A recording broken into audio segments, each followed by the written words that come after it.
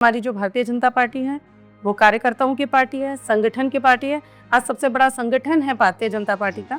जनता की भावनाओं को समझना ज्यादा जरूरी है। इच्छा तो बहुत है कि अपने एरिया में हर वो चीज लेके आए जो जरूरी है। शुरू से ही लोगों के साथ एक जुड़ाव, अपनापन, पहचान बन गई थी। एक जनप्रतिनिधि होने के साथ आपका पब्लिक से संपर्क होना बहुत जरूरी है। कॉर्पोरेटर्स और अधिकारी दोनों मिल के काम करते हैं, मैं ये कहूंगी।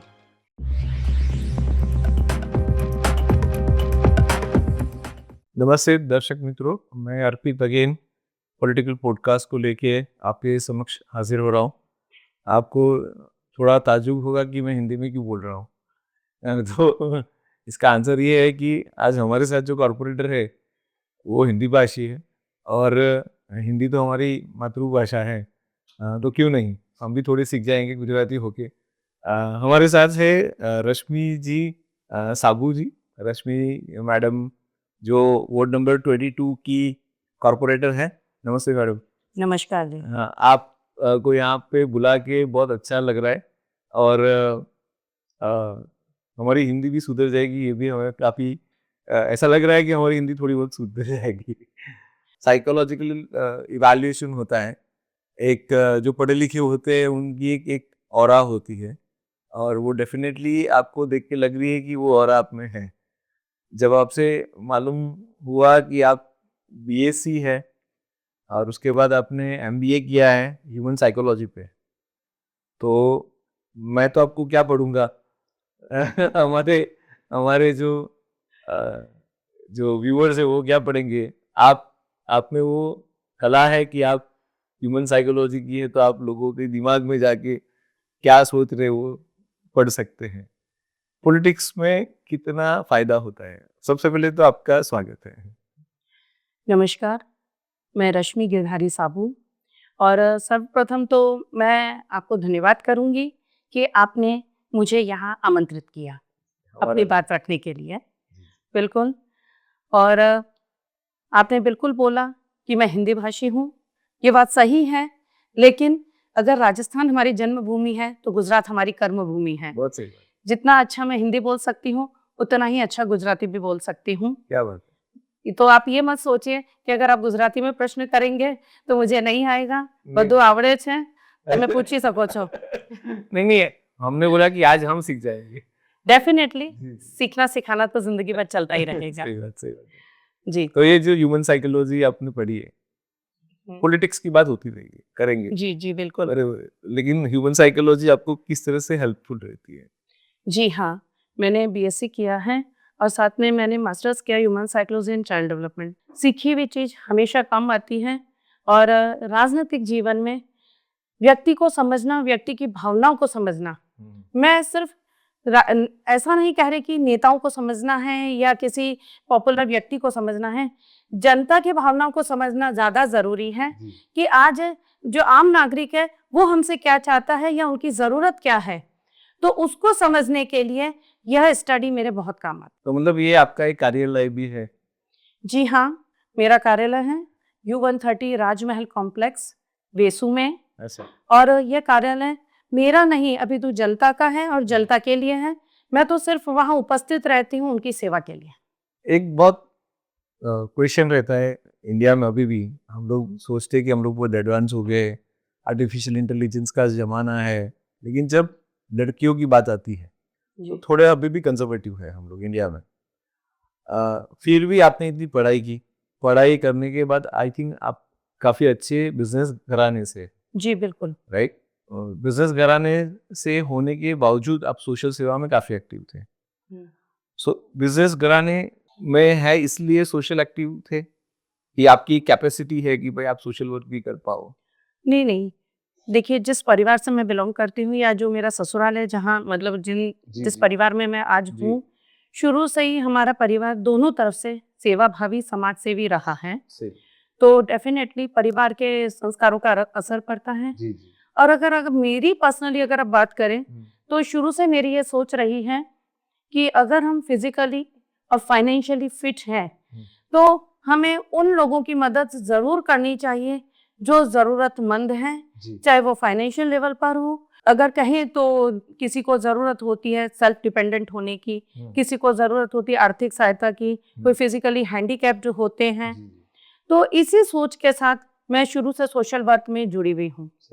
और आज ही नहीं, मैं 98 से समाज सेवा में जुड़ी हुई हूँ। अच्छा। और बहुत सी संस्थाओं में अलग अलग पोस्ट पर रह के मैंने काम किया है, चाहे वो सिटी लेवल पर हो, डिस्ट्रिक्ट लेवल पर हो, इवन स्टेट लेवल पर हो, मैंने समाज सेवा की है और उसको करके मुझे बहुत संतोष मिलता है।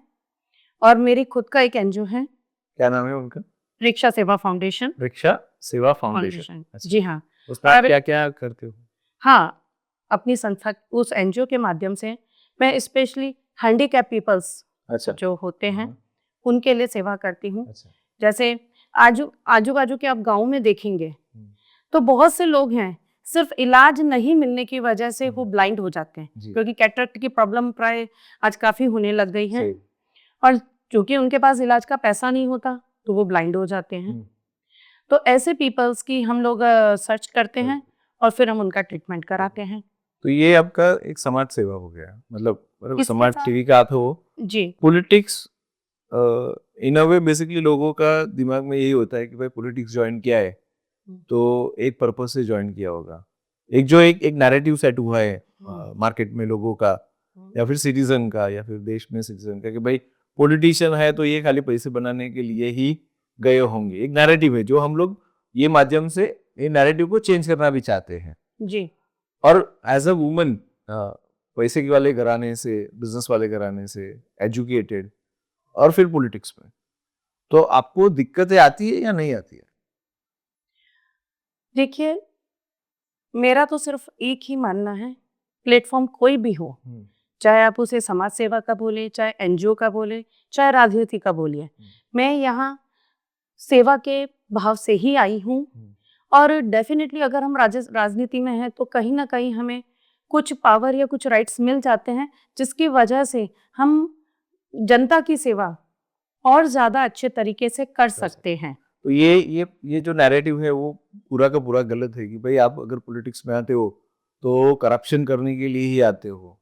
क्योंकि बहुत जन, मतलब आजकल के यंगस्टर्स जो है उन वो है, या फिर मे बी जो मिड एज लोग हैं, मतलब mid age in the sense 30 to 40 years old, तो उनका एक नैरेटिव है कि भाई पॉलिटिक्स में हमको नहीं जाना है। उनके पास अच्छी शिक्षा है, उनका इवैल्यूएशन पावर अच्छा है, एनालिसिस पावर अच्छा है, पावरफुल उनका लीडरशिप स्किल्स भी है उनके पास, but when it comes to joining politics, वो नहीं, उनको वो नैरेटिव में वो लोग नहीं आना चाहते। वो ऐसा क्यों? इस बारे में मैं सिर्फ एक ही बात कहना चाहूंगी, जैसी दृष्टि वैसी सृष्टि।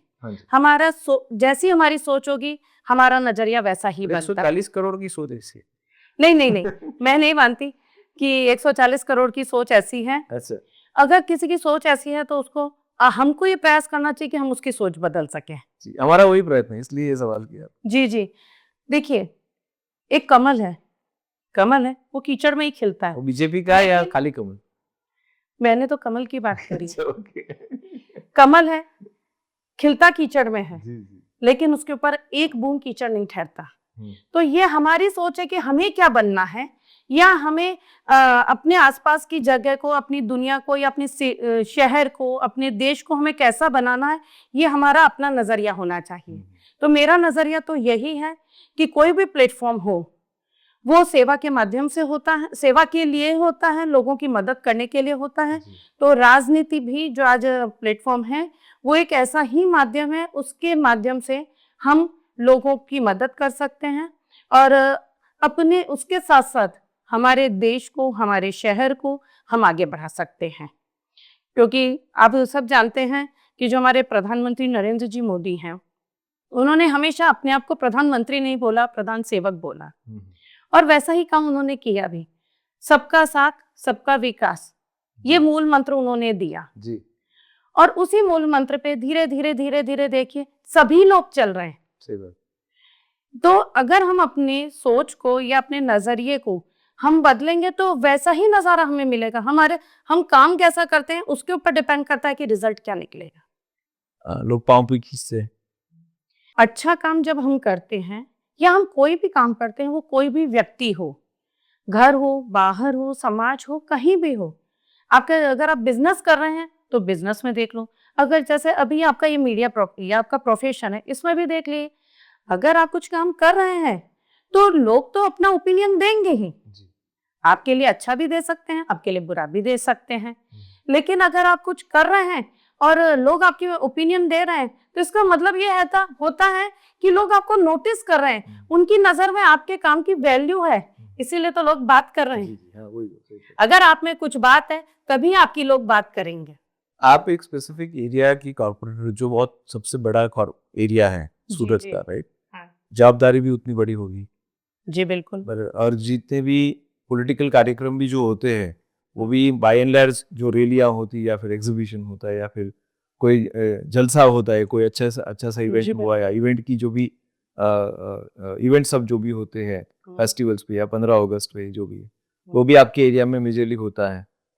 आप दूसरे कॉर्पोरेटर के साथ भी बातचीतें होती होंगी, आपके पार्टी की, किसी और के पार्टी की, तो आपको लगता है कि यहाँ पे एक जो फाइनेंशियली स्टेबिलिटी वाले जो लोग ज्यादा रहते हैं यहाँ पे, या फिर जो एक पॉश एरिया है, सूरत का एक पॉश एरिया में आप कॉर्पोरेटर हो, ऐसा तो हम बोल सकते हैं, क्योंकि वेसु, भटार और डुमस, तो आपको ये लगता है कि आपके ऊपर जो दूसरे कॉर्पोरेटर्स के ऊपर जो जवाबदारियां आती हैं, जो माइनर उनको चैलेंजेस आती है, वो चैलेंजेस आपको यहाँ पे कम आती है, ऐसा होता है? नहीं, आपने जो ये सवाल किया है तो उसमें मैं आपको जानकारी दूं, जो मेरा वार्ड है, वार्ड नंबर 22, भटार, वेसु, डूमस, लोगों को वेसु देख के लगता है कि पॉश एरिया है, लेकिन मैं जानकारी आप लोगों के माध्यम से देना चाहूंगी, जो हमारा भटार का जो एरिया है जी, उसमें स्लम पॉकेट भी बहुत है, जैसे आजाद नगर, रसूलाबाद, इंदिरा नगर, महादेव नगर, वो भी थोड़ा स्लम पॉकेट्स हैं। और अगर हम डूमस साइड देखें तो हमारे 7 गांव आते हैं, रुंठ, मगदल्ला, गवियर, सुल्तानाबाद, भीमपुर, डूमस। अच्छा, ठीक है ना। तो जो वार्ड नंबर 22 है उसमें 3 तरह का लोगों की कैटेगरीज है, मिक्स है।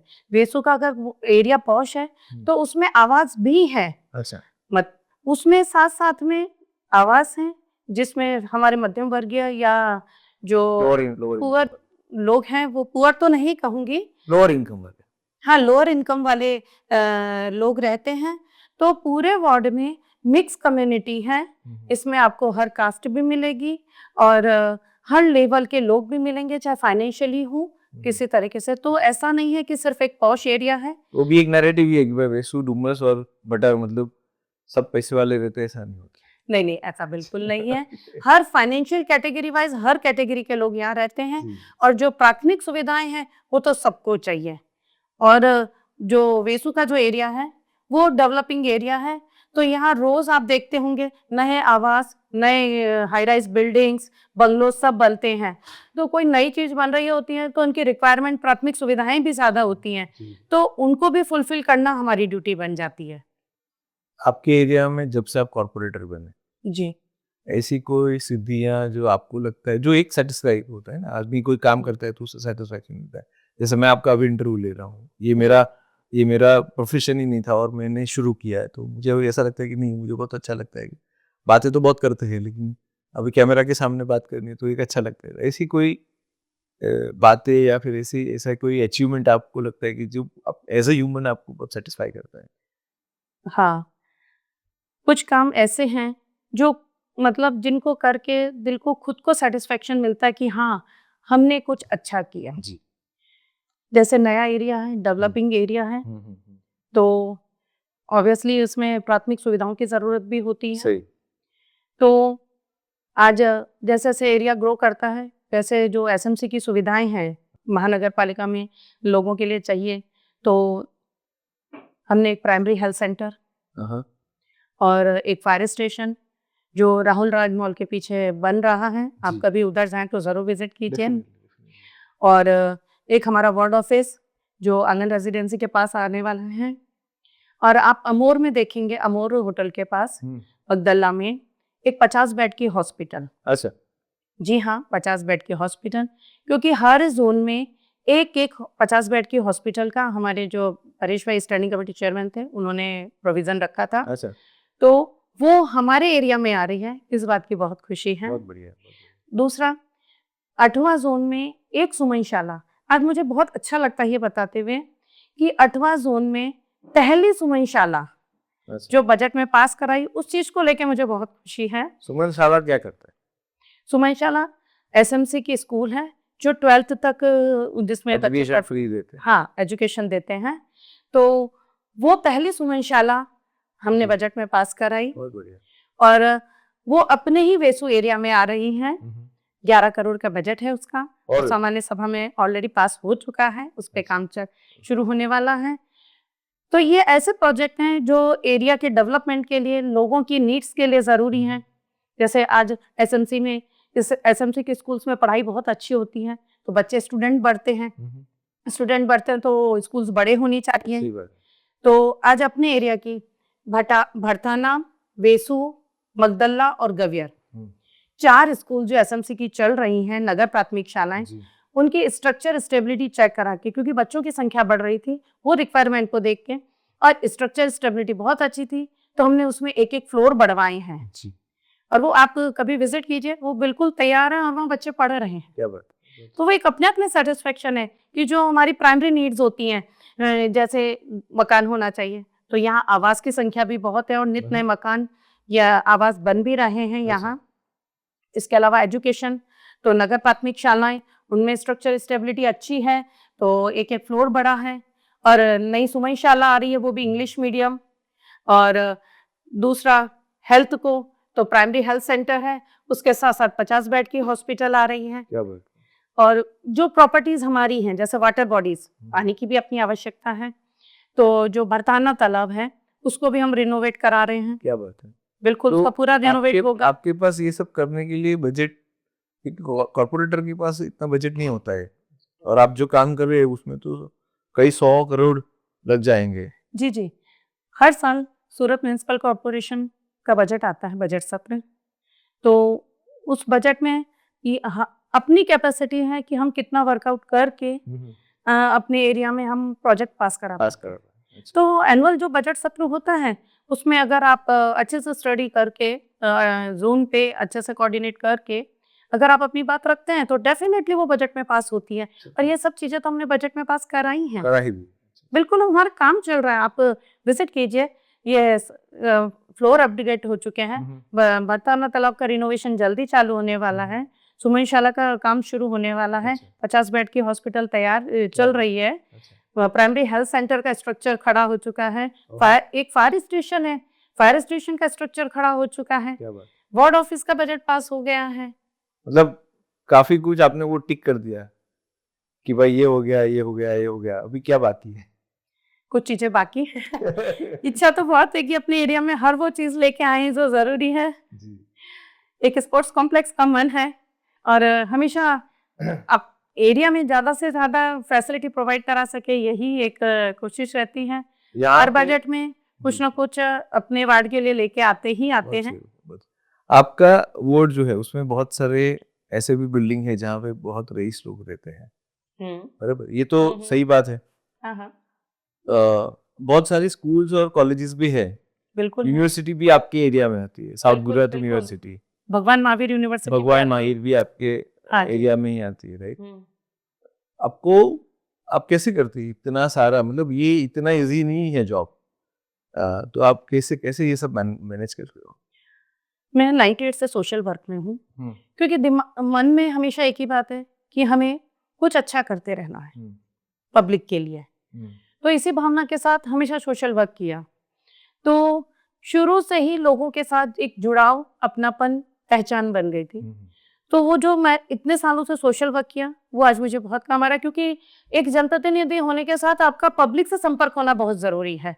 तो वो संपर्क काफी समय से मेरा बना हुआ है और धीरे धीरे बढ़ता रहा। और जो आप ये बोल रहे हैं कि इतनी सारी हाई राइज बिल्डिंग्स हैं या आज यूनिवर्सिटीज, एयरपोर्ट भी है। हाँ बिल्कुल, एयरपोर्ट है।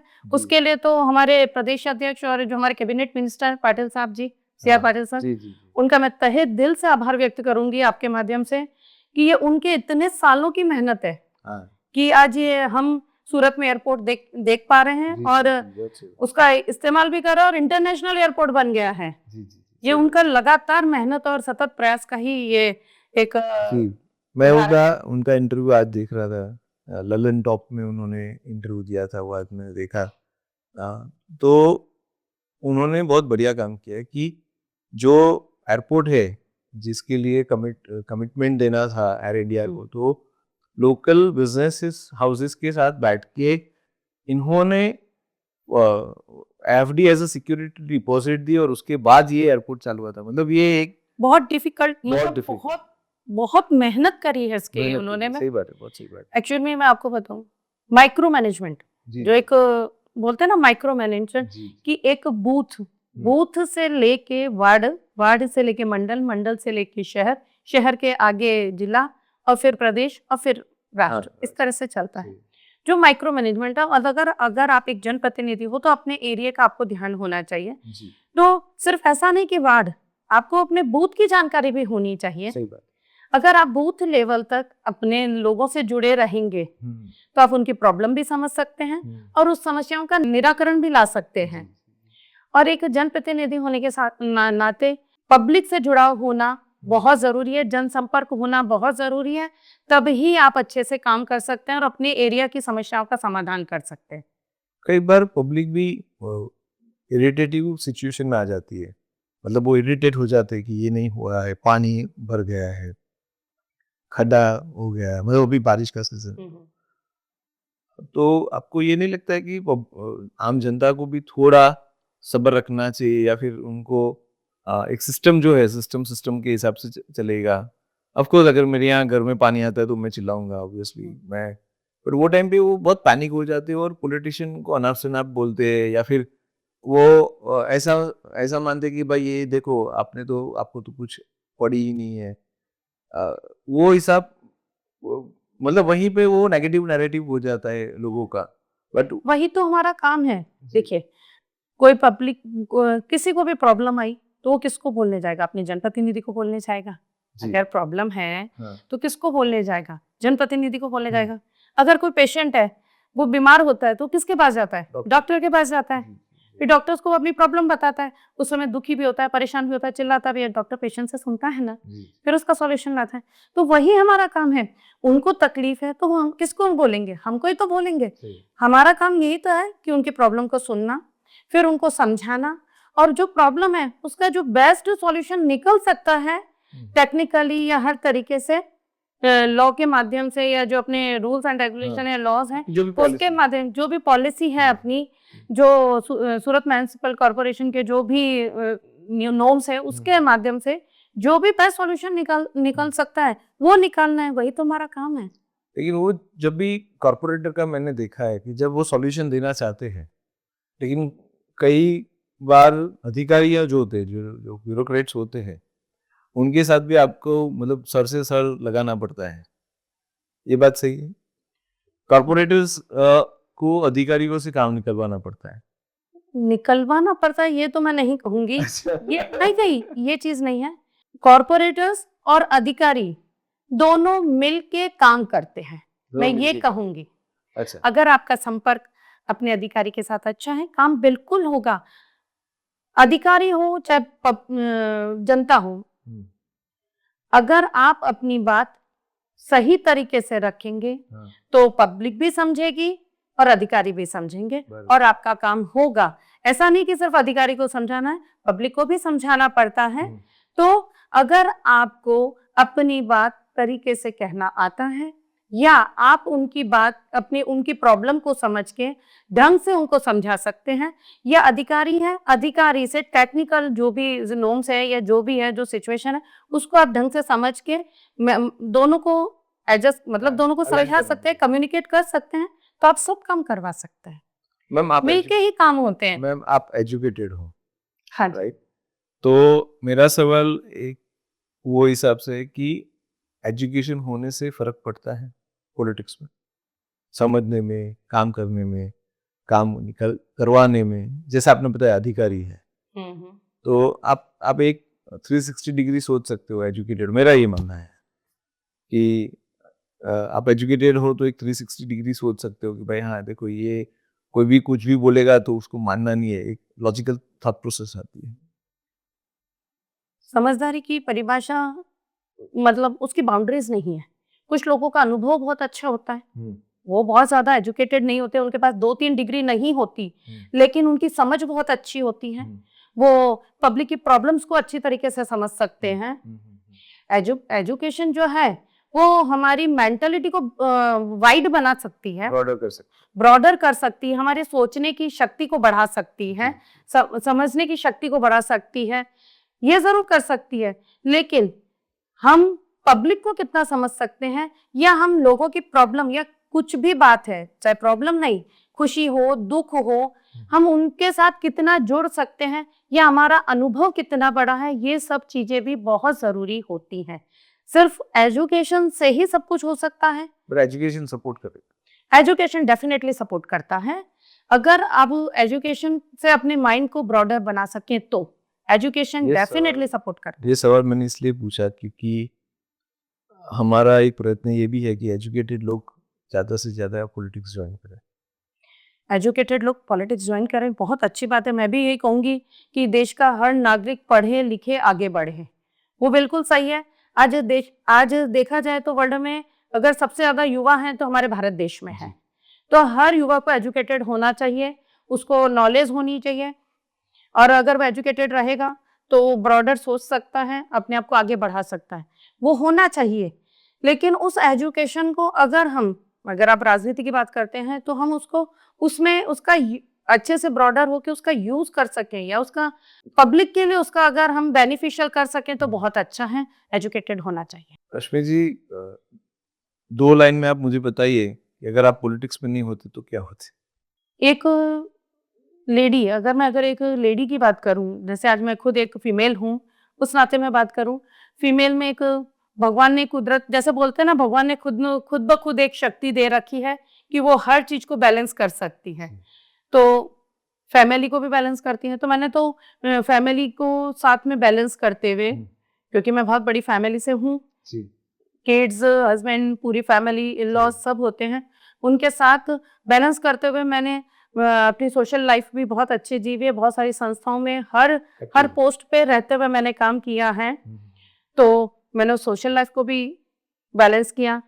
आज मैं अगर पॉलिटिक्स में हूँ तो मैं उसको भी अपनी फैमिली के साथ बैलेंस करके चल रही हूँ, और हर फील्ड को मैं, चाहे वो सोशल वर्क हो चाहे राजनीति, हर फील्ड को मैं, हर प्लेटफॉर्म को मैं सेवा का माध्यम मानती हूँ, तो मैं हर चीज में उसी नजरिए से देखती हूँ। आपको क्या अच्छा लगता है? आपको नॉन पॉलिटिकल इंडिविजुअल आप हो वो अच्छा लगता है, या फिर पॉलिटिकल आप हो वो अच्छा लगता है? अगर आज मैं इस फील्ड में हूँ तो मुझे बहुत अच्छा लगता है, क्योंकि आप इस फील्ड में हो, आपने इसकी तासीर देखी है कि भाई हाँ, इसमें एक काम करना है तो एक रुतबा अगर नहीं है तो वो काम अगर नहीं आप नहीं कर पाते, ऐसा है? ऐसा बिल्कुल नहीं है। इसमें ये जरूर है कि अगर हम इस फील्ड में हैं तो हमारे काम करने की फैसिलिटी, मतलब कैपेबिलिटी अगर बोल सके, कैपेबिलिटी बढ़ जाती है। तो जो एक भाव है मन में सबका विकास का है, सबका डेवलपमेंट, सबकी सेवा का, वो काम करने का मौका ज्यादा मिलता है, उसके लिए कैपेबिलिटीज ज्यादा बढ़ती हैं। सिस्टम में आप आते हो तो मालूम पड़ता है कैसे होगा। तो काम करने, एक बोलते हैं ना, एक हम स्टेप आगे बढ़ जाते हैं कि हमें काम को किस तरीके से कैसे कराना है जिससे ज्यादा से ज्यादा लोगों का बेनिफिट हो। एज अ वुमन कॉर्पोरेटर आपको चैलेंजेस आती है एज अ वुमन? मैंने शुरू से एक ही चीज सोची है, कोई भी फील्ड हो, घर हो, परिवार हो, चाहे समाज हो, चाहे राजनीति, कोई भी फील्ड हो, चाहे आप बिजनेस करते हैं, चाहे कोई भी हो, सिर्फ एक ही चीज, कोई भी फील्ड हो, 24/7 जॉब है और थैंकलेस जॉब है। इस सोच के साथ आप आगे बढ़ते जाओ, आपको कहीं प्रॉब्लम नहीं आएगी। ऐसी कोई चीज जो आप अगले 2 साल में करना चाहते हो पॉलिटिक्स में? पॉलिटिक्स में आगे करना चाहती हूँ। पॉलिटिक्स में ही हो आप? हाँ जी, बिल्कुल पॉलिटिक्स। अगले 2 साल में आप क्या करो, क्या क्या प्लान है, या क्या रह गया है जो आपको करना? आगे से आगे काम करते रहना बस, और काम ही करना है, काम करने के लिए आई हूँ। जनप्रतिनिधि के रूप में जब मेरे को आज पार्टी ने मौका दिया था कि जनप्रतिनिधि आप बने, तो उस समय भी मैं पब्लिक की सेवा के हिसाब से ही आई थी, और आज भी इसी भावना के साथ ही जुड़ी हूँ, और आगे भी पब्लिक के लिए काम करती रहूंगी। यही मेरा एक गोल है, चाहे वो कोई भी माध्यम हो। पॉलिटिक्स में आप आगे बढ़ेंगे? भविष्य का तो भविष्य में ही पता लगेगा ना।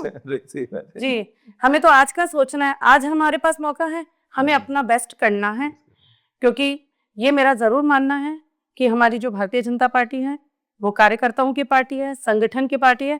आज सबसे बड़ा संगठन है भारतीय जनता पार्टी का, बहुत अच्छी पार्टी है, कार्यकर्ताओं की पार्टी है, वो कार्यकर्ताओं का हमेशा ध्यान रखती है। रश्मि जी, आप हमारे साथ आए, डिस्कस किया आपकी लाइफ, पॉलिटिकल लाइफ, बहुत मज़ा आया। दर्शक मित्रों को भी बहुत मज़ा आया होगा। एक इंस्पिरेशनल सिचुएशन है, इंस्पिरेशनल केस है कि राजस्थानी लेडी, राइट, एक बेसिकली एक बोला जाता है कि राजस्थान में वुमेन थोड़ी कंजर्वेटिव अप्रोच रहता है, लेकिन आप पढ़ी लिखी, सोशल लाइफ में भी आई और फिर पॉलिटिक्स में भी आई, एक्टिव हुई। ये एक एग्जाम्पल के तौर पे हम लोग पब्लिक को बोलना चाहते हैं कि भाई इसके लिए सबसे ज़्यादा परिवार का सहयोग बहुत ज़रूरी है। जी। किसी भी चीज़ में आगे बढ़ने के लिए परिवार का सहयोग होना बहुत ज़रूरी है। तो हर जगह परिवार का सहयोग मुझे पूरा रहा है, और पहले भी था, मैं राजनीति में आई तब भी है और आज भी है। पूरे परिवार का सपोर्ट है। बिना परिवार के सपोर्ट तो कोई व्यक्ति आगे बढ़ ही नहीं बहुत सही सकता। बात है। तो परिवार का सपोर्ट मुझे हमेशा रहा है। थैंक यू वेरी मच रश्मि जी, आप यहाँ पे आए, आप आते रहना, अच्छी अच्छी बात करेंगे अपने, आपको ये जितने इतने अच्छे अच्छे काम करते हैं, फ्यूचर में भी करेंगे, वो हम दर्शकों के समक्ष रखते ही जाएंगे। आप अगेन यहाँ पे आए, उसकी लिए आपके बहुत बहुत धन्यवाद। Thank you.